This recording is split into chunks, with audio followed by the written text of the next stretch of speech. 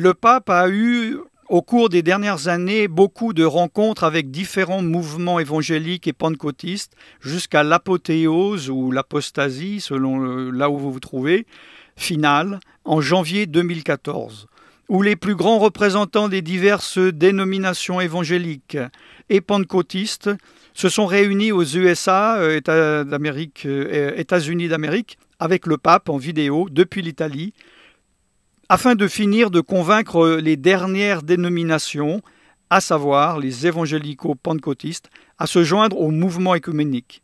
Cette rencontre est historique et a pu être organisée grâce au bishop Tony Palmer, ami du pape, avant même qu'il devienne pape, a été l'instrument puissant de cette alliance qui a scellé l'écuménisme chrétien.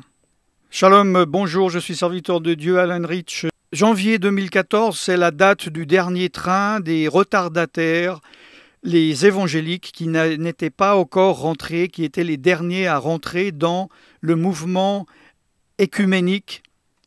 Cette rencontre de janvier 2014 avec les leaders des fédérations évangéliques représentées par le téléévangéliste Kenneth Copeland est organisée par le bishop Tony Palmer de l'église anglicane. C'est le jeune qui parle.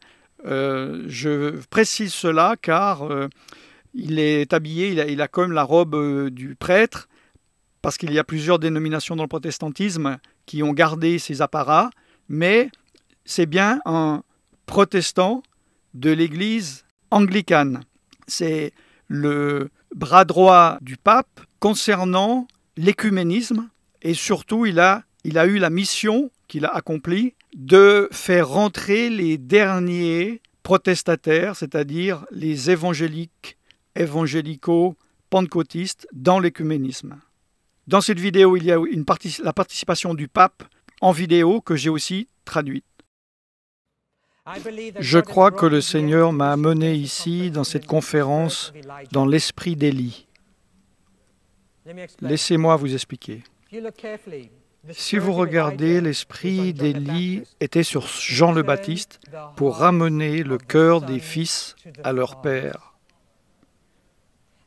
et d'amener le cœur des pères à leurs fils, afin de préparer le chemin du Seigneur. Et nous savons que les prophéties ont toujours un double accomplissement. Nous savons qu'Élie doit venir avant le retour du Messie.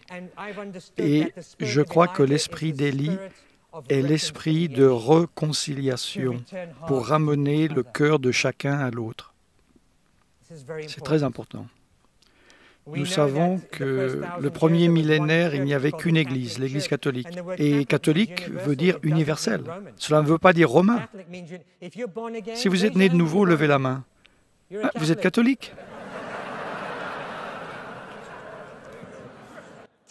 Reprenez ce qui vous appartient. Nous sommes catholiques. Ensuite, il y a eu une division à la fin du premier millénium. Il y a eu les orthodoxes, Occident et Orient. 2 églises. Et 500 ans plus tard, nous avons Luther et ses protestations. 3 églises en 1500 ans. Plutôt 3 dénominations que églises. Et depuis la protestation de Luther, 33 000 nouvelles dénominations.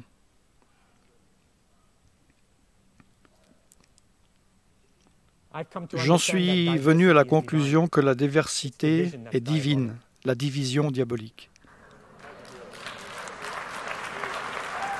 Je suis d'accord avec vous, la gloire que le Père avait, il l'a donnée à Jésus. La gloire était la présence de Dieu. Qu'est-ce que le renouveau charismatique? C'est lorsque l'on expérimente la présence de Dieu. Et il a dit, je leur donne la gloire pour des raisons pragmatiques afin qu'ils soient un. C'est la gloire qui nous tient ensemble, pas la doctrine. C'est la gloire. Si vous acceptez que Christ vit en moi et que la présence de Dieu est en moi et que la présence de Dieu est en vous, c'est tout ce dont nous avons besoin, car Dieu résoudra toutes nos doctrines lorsque nous serons là-haut.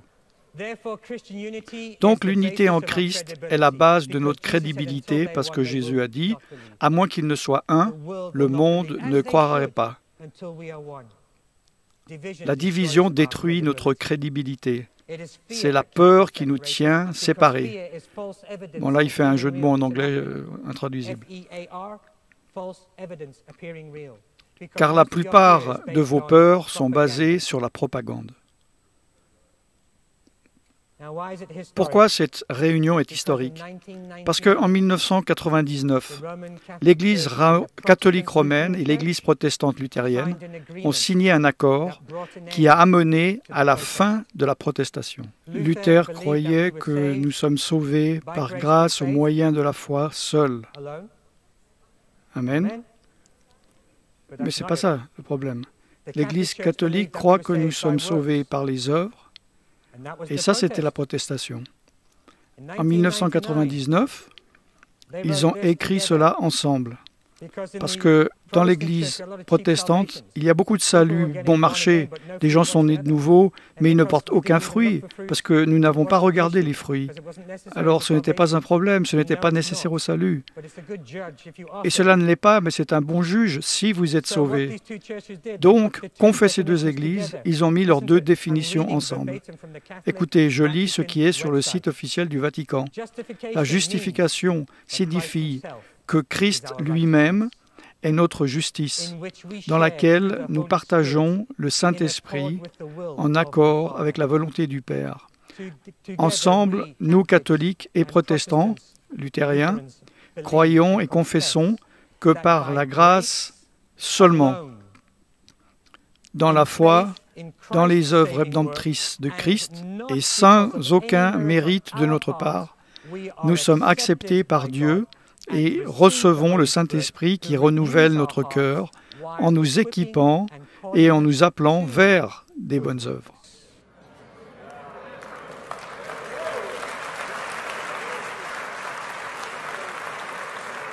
Ceci aboutit à la fin de la protestation de Luther. Frères et sœurs, la protestation de Luther est terminée. Maintenant, c'est la vôtre. En 1999, cela a été signé par l'Église luthérienne, la Fédération mondiale luthérienne, et près de 5 ans plus tard, la Fédération mondiale méthodiste a signé, mais jusqu'à aujourd'hui, nous n'avons aucun protestant évangélique qui se lève pour signer cet accord, pour être d'accord avec nos frères et sœurs que nous sommes sauvés par grâce, au moyen de la foi qui nous amène aux bonnes œuvres. Et je crois que c'est quelque chose qui a besoin d'être réparé. C'est un défi donc pour vous. Donc la protestation est terminée depuis 15 ans.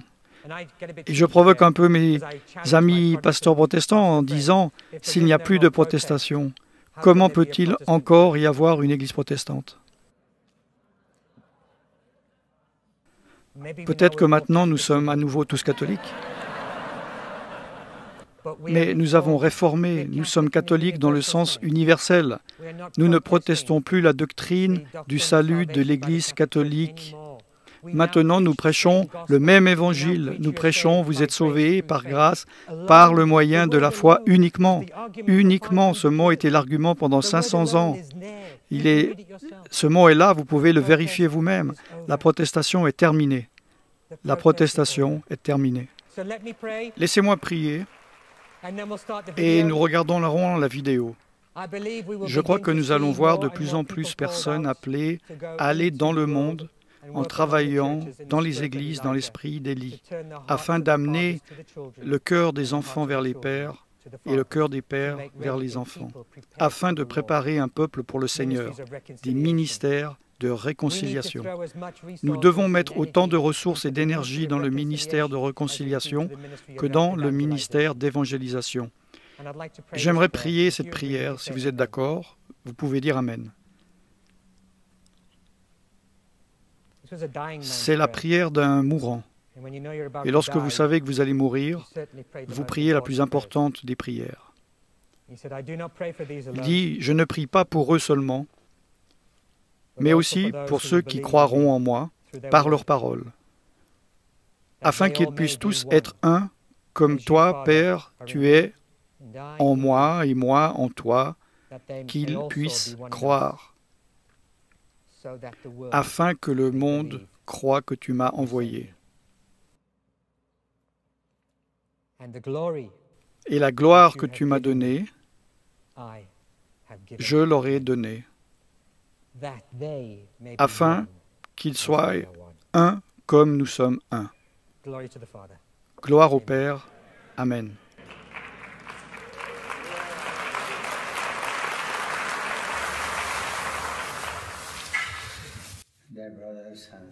Chers frères et sœurs,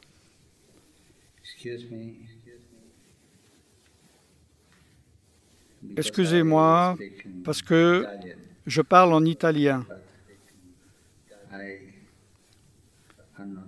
mais je ne parle pas en anglais et je ne parle pas en italien.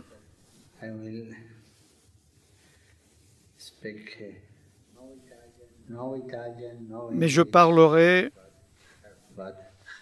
de tout cœur.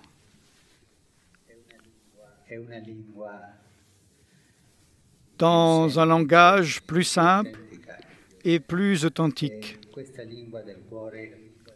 Et ce langage du cœur a un langage particulier et spécial et une grammaire particulière, une grammaire simple, deux lois.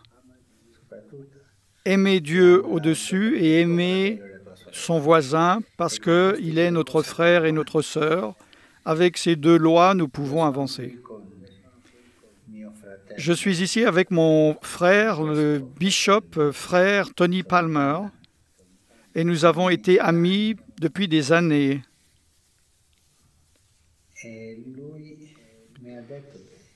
Il m'a dit, à propos de votre conférence, à propos de votre rencontre, et c'est mon plaisir de vous accueillir. Un accueil et joyeux et nostalgique. Joyeux parce que cela me donne de la joie que vous vous soyez réunis pour adorer Jésus-Christ, le seul Seigneur, et prier le Père et de recevoir l'Esprit.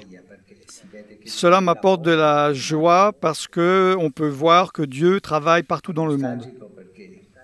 Nostalgique parce que ça arrive dans des quartiers d'une ville. Il y a des quartiers, il y a des familles qui s'aiment, et il y a des familles qui ne s'aiment pas, des familles qui sont ensemble, des familles qui se séparent. Et nous sommes, permettez-moi de le dire, séparés. Séparés à cause du péché. C'est le péché qui nous a séparés. Tous nos péchés, le malentendu au travers de l'histoire, c'était une longue route. Et le péché que nous avons tous partagé. Qui est coupable? Nous avons tous la culpabilité. Nous avons tous péché. Il y a seulement un qui est sans péché, c'est le Seigneur.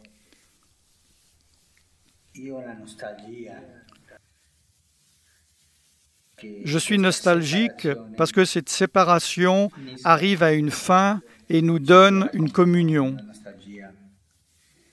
Je suis nostalgique de votre embrassade, hug en anglais, que les Écritures saintes parlent quand les frères de Joseph ont commencé à avoir faim, la famine. Ils sont descendus en Égypte pour acheter afin qu'ils puissent manger. Ils ont été achetés, ils avaient de l'argent, mais ils ne pouvaient pas manger l'argent.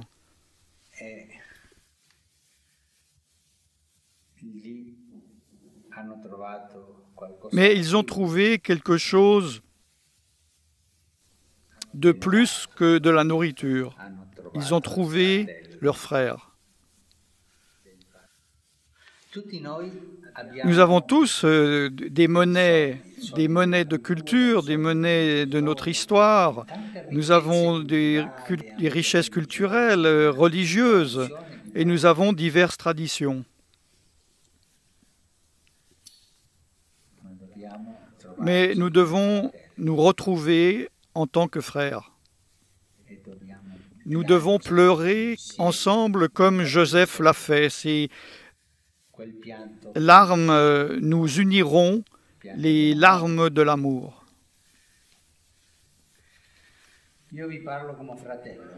Je vous parle comme un frère. Je vous parle d'une manière simple, avec joie et nostalgie. Laissons cette nostalgie grandir, parce que cela va nous propulser de nous retrouver les uns les autres et de nous embrasser ensemble, et ensemble adorer Jésus-Christ comme le seul Seigneur. Je vous remercie profondément de m'avoir écouté.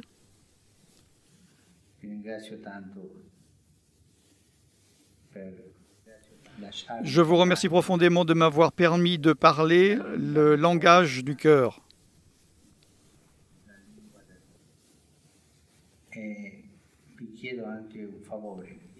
Je vous demanderai aussi une faveur, s'il vous plaît, priez pour moi parce que j'ai besoin de vos prières. Je prierai pour vous, je le ferai, mais j'ai besoin de vos prières. Prions que le Seigneur nous unisse tous. Allons-y, avançons, nous sommes frères. Donnons-nous un spiritual hug, embrassade, et laissons Dieu finir le travail qu'il a commencé. Et ça, c'est un miracle. Le miracle de l'unité a commencé. Un auteur fameux italien, appelé Manzoni, a écrit un volume, un livre d'un homme simple et qui disait « Je n'ai jamais vu Dieu commencer un miracle sans qu'il le finisse bien. » Dieu finira ce miracle de l'unité. Je vous demande de me bénir et je vous bénis. De frère à frère, je vous embrasse. Merci.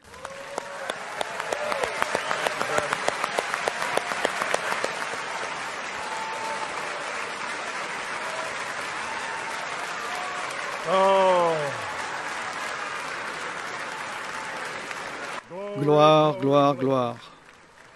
Tony, merci.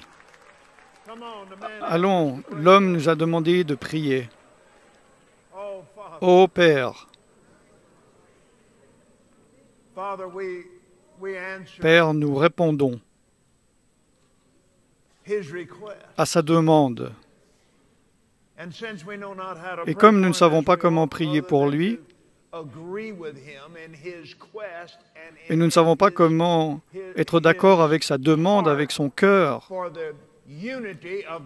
pour l'unité du corps de Christ, nous venons ensemble dans l'unité de notre foi. Amen. Alors, Père, nous tous maintenant, selon la parole, quand nous ne savons pas comment prier, nous allons prier dans les langues. Nous allons recevoir les paroles de foi, les paroles qui ne sont pas les nôtres. Bon, là, il parle en langue. Merci, Seigneur Jésus. Tony, amène ton téléphone et viens ici. Je veux que tu nous prennes en vidéo pour le pape. Viens, monte ici et faisons-en de cette manière afin qu'il puisse voir toute la congrégation. Mon cher monsieur, merci tellement du fond de notre cœur. Tous ces leaders représentent des dizaines de milliers de personnes dans le monde qui vous aiment, qui croient que Dieu est avec vous. Et pour répondre à votre demande, nous venons de prier pour vous et avec vous, et nous l'avons fait en esprit. Et nous croyons que nous recevons, selon les mots de Jésus, ce que vous désirez quand vous le demandez avec foi, recevez, croyez que vous l'avez reçu, et vous l'aurez. Notre désir, monsieur, along with you, avec vous, is in the 4th chapter c'est dans le 4e chapitre of the book of Ephesians. du livre d'Éphésiens, Till we all come jusqu'à ce que tous in the unity nous of the arriverons à faith l'unité and de of la the foi knowledge of the Son of et de la God, connaissance du Fils de Dieu, unto a mature man, jusqu'à unto the measure of l'homme the mature stature et of de la the stature fullness. de la plénitude de Christ. Thank you, sir. Merci, monsieur. We do bless you. Nous vous We bénissons. receive your blessing. Nous recevons Very, votre very bénédiction. C'est très, très important pour nous. And we bless you with all of our hearts. Et nous vous bénissons de tout notre cœur, de toute notre âme, et nous vous bénissons de toute notre And force. we thank you, sir. Et nous vous remercions, monsieur. We thank God for you. Nous remercions Dieu pour vous. And so, Et donc, all of us tous ensemble, déclarons ensemble, be soyez blessed. bénis. Once again, all together. Encore une fois, tous ensemble, soyez Blessed. bénis. Amen. Amen. Amen. Amen. Amen. Amen.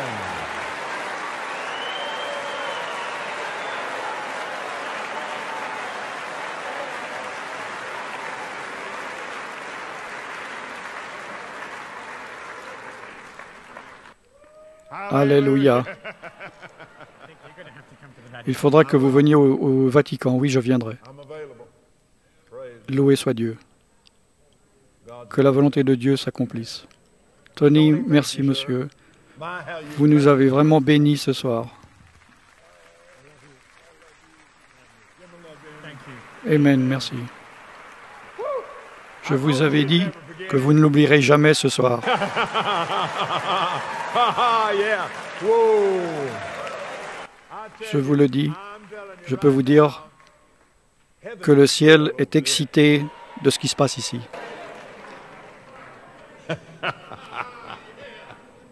Oh, thank you. Merci Seigneur. Hallelujah.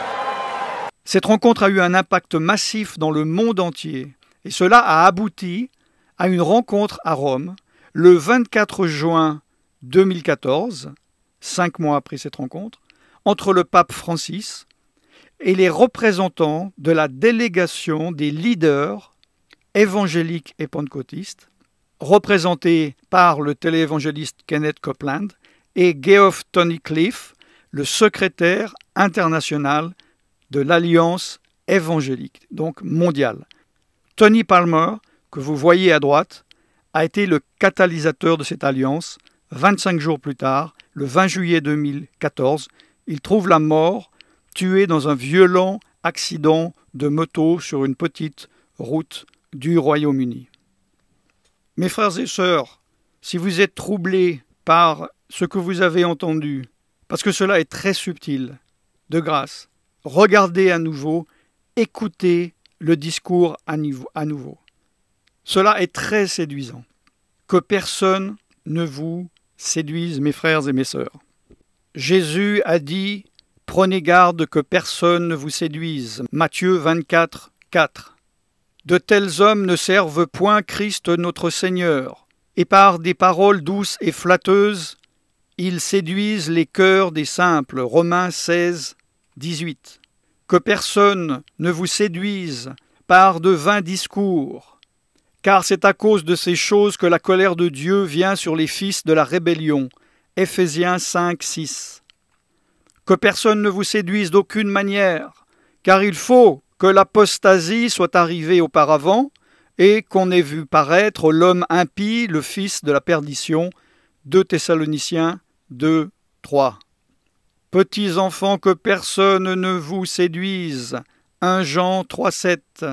À la fin des temps, Dieu jeta le diable dans l'abîme, ferma et scella l'entrée au-dessus de lui, afin qu'il ne séduise plus les nations. Que celui qui a des oreilles pour entendre, entende. Je suis serviteur de Dieu Alain Rich et je vous bénis dans le nom tout-puissant de Yeshua Mashiach, Jésus-Christ en français. Shalom.